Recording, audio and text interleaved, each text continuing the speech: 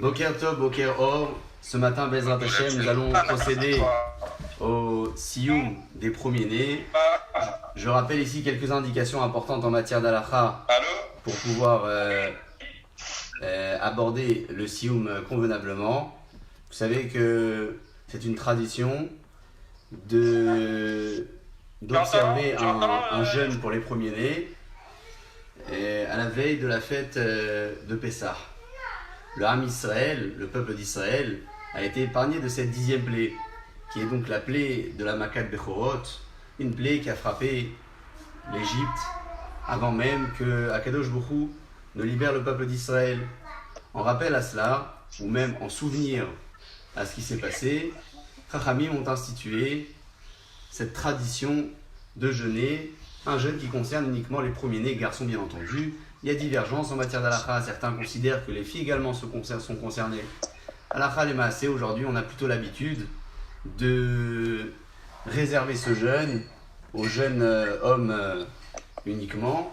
Un papa qui a un garçon qui n'a pas atteint la majorité religieuse peut prendre le relais, observer le jeûne à la place de son fils, ou même en être dispensé avec la célébration d'un sioum. Un sioum, c'est quoi? Un sioum, c'est la fin d'un traité qui est fêté généralement avec une petite serouda, avec divrei Torah, une façon de démontrer quel est le kavod qui est dû à l'étude de la Torah. C'est ce que l'on essaye de faire lorsqu'on célèbre un sioum. Et pour cette raison, Halakha considère que toutes les personnes qui se sont associées à un sioum suivi d'une seroudat mitzvah à la veille de Pessah peuvent être dispensés du jeûne de Ta'anit Bechorot. De quel sioum parle-t-on? On parle bien entendu d'un sioum de Gemara. Un sioum de traité de Mishnah peut également être considéré comme un sioum tout au long de l'année, mais à la veille de Pessah, on se donne le privilège de considérer un sioum en tant que tel lorsqu'on célèbre la fin de l'étude d'un traité Berachot. C'est ce traité que l'on va terminer ce matin. J'aimerais souligner avec beaucoup d'émotion que l'étude de ce traité a pris de très longues années avec nos chers amis de Beth Midrash Torat Nissim qui sont présents parmi nous ce matin sur le Zoom. Et nous qui avons apprécié. Et nous avons partagé de très bons moments. Bezrat Hashem, que les traités se succèdent les uns après les autres et que l'on puisse en faire autant dans tous les Beth Midrashot du monde et notamment dans la communauté de la CIA Alfortville. Bezrat Hashem. Vous avez... Et pour la réfoua chez les mains, Khabib, pour papa et tous les malades. Chazak, merci beaucoup pour ces souhaits-là. Je dédie bien entendu ce sioum à la réfoua chez les mains de mon père, Rav Yosef Benjinet Mesouda, qu'Akadosh Baruch Hu lui donne une très bonne santé, qu'il puisse se lever d'un bon pied et être réveillé très très rapidement dans les meilleures conditions. Be'ezrat Hashem. Vous avez peut-être près de vous le malade aussi, David Alouche Ben Zara. Et la réfoua chez les mains de David Alou Ben Zara et de tous les malades d'Israël. Vous avez la possibilité d'y penser chez vous à la maison. Pensez-y, chacun de son côté, aux personnes qui vous sont chères, même celles qui vous l'en sont un peu moins. Pensez-y à dédier cette étude pour leur guérison et aussi, bien entendu, à ce souhait-là que l'on a tous les jours, qu'Akadosh Baruch Hu nous protège à nous, le Ham Israël, et protège l'ensemble de la population qui nous entoure, parce que vous savez, nous vivons en exil, et dans l'exil, on doit également penser à toutes ces personnes qui font partie de notre vie, même s'ils ne sont pas, parmi le Ham Israël. Vous avez à la fin du traité de Brachot quelques lignes symboliques, en même temps très célèbres, que l'on dit tous les matins à la fin de la Tfila. Vous savez, dans le dernier passage de la Tefillah Shacharit, nous lisons le passage de Tana de Eliyahu. C'est ce fameux passage dans lequel on met en avant l'importance d'étudier la Torah, l'importance de marquer quelques halachot chaque matin avant de conclure la Tfila. Eh bien, ce passage est cité à la fin du traité de Brachot, et c'est là-dessus que l'on va s'arrêter, Be'ezrat Hashem, pour donner quelques indications avant de conclure le propos. Je précise, avant d'aborder le sioum, que compte tenu du fait que nous ne sommes pas présents physiquement 10 personnes dans un seul et même lieu, il n'y aura pas de kaddish dans la la phase du Siyum. Je dirais donc l'ensemble des passages se trouve à la fin du traité, Be'ezrat Hashem, et je sauterai le passage du Kaddish, et enfin, je conclurai par la suite. Toutes les personnes qui ont participé à l'étude du traité de Brachot, que ce soit au Beth Midrash, Torah Nissim ou ailleurs, et qui sont parmi nous ce matin, peuvent également lire ce passage avec nous. Et pour toutes les autres personnes qui nous ont rejointes, eh bien j'espère que ce Siyum vous procurera beaucoup de joie, puisque c'est ça l'intérêt. L'intérêt, c'est que le Siyum vous réjouisse, et à partir du moment où le Siyum vous réjouit, vous pouvez considérer que vous allez participer à une Seroudat Mitzvah. Personne ne va vous la servir à part vous-même. Ce matin, nous ne sommes pas dans une synagogue, dans un lieu d'étude. Nous n'allons pas partager cet apéritif ensemble, mais je compte sur chacun ici présent pour manger un bon kazeït de gâteau, boire une boisson alcoolisée si possible, ou un verre de vin d'après certains, mais ce n'est pas exigé. En matière d'halakha, un bon morceau de gâteau, un bon jus, ou bien un morceau de pain fait office en tant que Seroudat Mitzvah, et à partir de là, vous pourrez continuer à consommer tout au long de la journée Be'ezrat Hashem. Je prends le traité Brachot. À la fin, au niveau de la dernière page, pour vous donner des indications, nous sommes à la page 64A. Samer Dalet Amoud Aleph. Au niveau de la 4e ligne avant la fin de la page, avant la fin du traité. 4e ligne avant la fin du traité, est-ce que vous l'avez? Pour ceux qui ont peut-être une Gemara devant eux, la Gemara ici que je vais aborder est une Gemara très célèbre, donc même si vous n'avez pas la page devant vous, je sais ô combien ce passage vous est familier, donc je me lance par le texte écrit par Rabbi Elazar. Amar Rabbi Elazar, page 64a, Samer Dalet Amoud Aleph. C'est Brachot. 64A. C'est bon pour vous? On peut y aller, on lance? 64, ouais.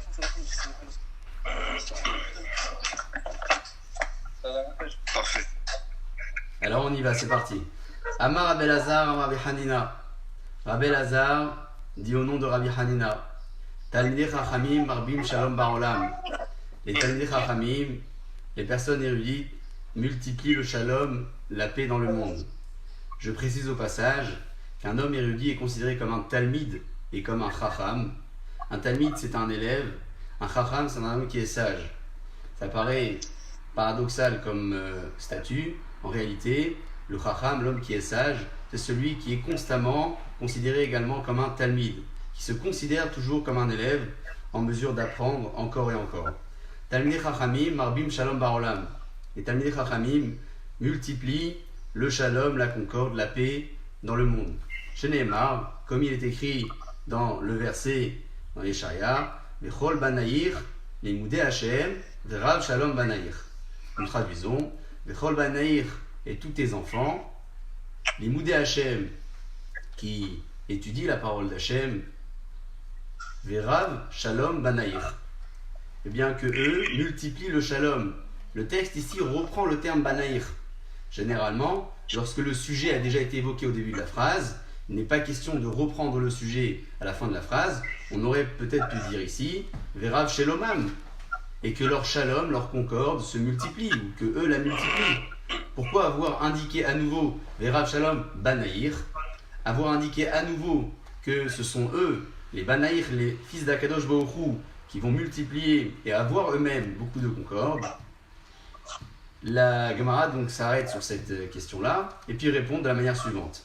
Al-Tikre Banaïr, en réalité ici, le deuxième propos Banaïr ne se lit pas, comme on vient de le dire, Banaïr, et là, Bonaïr. Il faut lire ici le mot Bonaïr. Quel est le terme de Bonaïr? Bonaïr, sa racine, c'est dans le mot Bnia. Se trouve dans le mot Bnia. Bnia, c'est une construction. En réalité, le prophète Ishaïa nous dit ici que les enfants d'Akadosh Baruch Hu vont multiplier la concorde dans le monde, le shalom, la paix, mais vont être également considérés comme des bonaïrs, pas simplement comme des banaïrs. Banaïrs, ce sont les enfants, bonaïrs, ce sont les constructeurs. Les Talmidei Chachamim sont les constructeurs du monde. Comment fonctionne le sens du verset avec cette nouvelle indication? Eh bien, lorsqu'on reprend la définition du shalom, la concorde, on rappelle souvent, et j'ai eu l'occasion de le dire à plusieurs reprises, que le shalom L'appeler, c'est pas forcément être d'accord sur tout, c'est savoir accepter une position différente de la sienne. Eh bien, Talmidei Chachamim qui ont un bagage, qui ont une certaine sagesse, arrivent non seulement à faire la part des choses, mais ils arrivent également à accepter la différence, accepter que d'autres personnes n'ont pas la même sagesse intellectuelle. C'est d'ailleurs pour cela que parfois on peut poser des questions à des grands rabbanim en matière d'halakha ou autre, alors que pour eux ces questions sont complètement évidentes, elles ne le sont pas pour nous. Eh bien ces chachamim-là se font le plaisir de nous répondre et se mettre à notre hauteur. C'est ce que la Gemara considère ici comme une forme de bniya, de construction, puisqu'ils multiplient le shalom dans le monde, ils multiplient la concorde et la paix dans le monde à travers leur comportement. Et enfin, la Gemara poursuit sur cette même dynamique. On vient de dire que les Talmidei Chachamim sont ceux qui construisent le monde, ce sont ceux qui multiplient le shalom également. Dans cet état d'esprit-là, la Gemara voudrait bien avancer encore quelques psukim qui vont dans ce sens. Shalom Rav, les Ohave Toratecha. Que la concorde soit nombreuse ou multipliée pour ceux qui aiment ta Torah. Ve'en lamo mirchol, et qu'il n'y ait pas sur leur chemin de mirchol, d'embuscade, de piège. Une personne qui non seulement Ohave Hashem, qui aime Akadosh Baruch Hu, mais qui est également l'Imudé Hashem, celui qui étudie la parole d'Akadosh Baruch Hu, et celui qui construit, et celui qui multiplie le shalom. Mais il se trouve qu'à travers cette capacité à multiplier le shalom, Akadosh Baruch Hu lui promet de ne pas présenter devant lui de mirchol, d'embuscade, d'embûche qui pourrait le faire trébucher. Toujours dans cette même dynamique de shalom et de multiplication du shalom, la Gemara apporte un nouveau verset qui va dans ce sens. Yehi shalom becheler shalva be'armelotaïr. Que le shalom soit dans tes maisons, dans tes lieux d'habitation, le shalva be'armelotaïr, et que la sérénité, même le bonheur, soit présent dans tes palais. Ce ne sont pas les définitions littérales que je donne dans le verset, ce sont des définitions qui conviennent au sens du verset, et le passouk nous indique à nouveau combien la promesse est forte, la promesse de shalom qui est donnée à ceux qui sont l'imoudé Hashem, Ohave Hashem, qui étudient la parole d'Hashem ou qui apprécient la parole d'Hashem.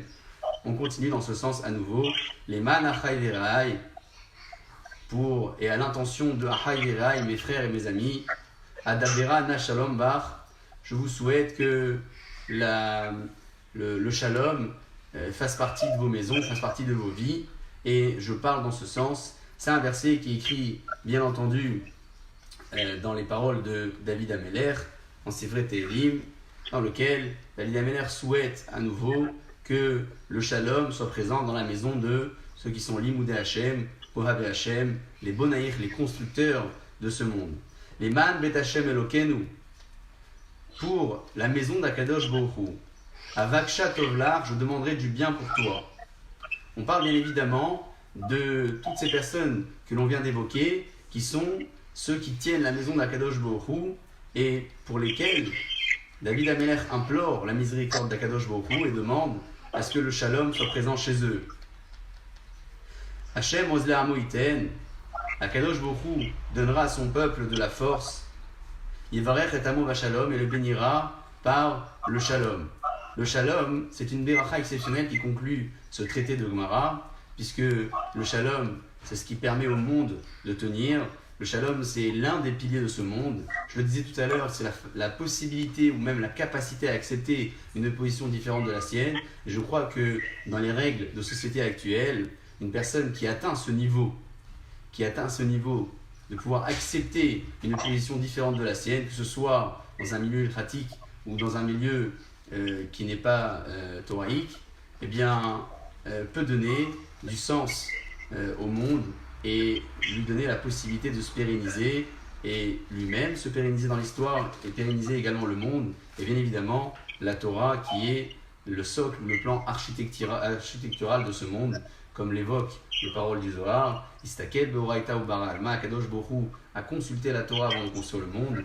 Une personne qui donne du sens à la Torah à travers son étude, à travers sa capacité à mettre en place du shalom ou à accepter les positions différentes des siennes, c'est celui qui va donner également la possibilité à ce monde de tenir, puisque la Torah est la base et le socle du monde, en donnant de lui-même pour mettre en place ce qu'on appelle le shalom dans sa vie.